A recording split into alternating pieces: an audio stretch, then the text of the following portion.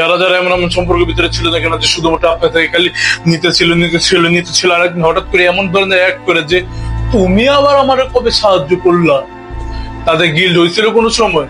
যে মানুষটি তোমার সাথে চিটিং করছিল না কেন, খুবই খারাপ ভাবে চিটিং করছিল, একেবারে তোমার উঠা ফালাইয়া দিছিল, তোমার ভাইয়ের সাথে অথবা তোমার বন্ধুর সাথে চিটিং করছিল না কেন, সবসময় তোমার ইনসিকিউর বলতেছিল, তোমার সেলফ স্টিম খাইতেছিল, আর একদিন হঠাৎ করে আরেকজনের কাছে চলে গেল। যখনই তুমি মানুষের সাথে ফোনের ভিতরে কথা বলতে যে আমি তোমার এত ভালোবাসছিলাম, আমি তোমার এত কিছু দিছিলাম, আমি তোমার জন্য এত কিছু করছিলাম, আমি তোমার জন্য এটা করছিলাম ওইটা করছিলাম, ওই মানুষটার আমাদের ভিতরে কোনো ধরনের গিল্ট দেখা যায় না। তখনই তোমার ভিতরে অনেক বেশি আজব লাগে না যে এই মানুষটার ভিতরে কোনো গিল্ট বলতে কিছু নাই, একেবারে পুরো জমিন আসমানের পার্থক্য।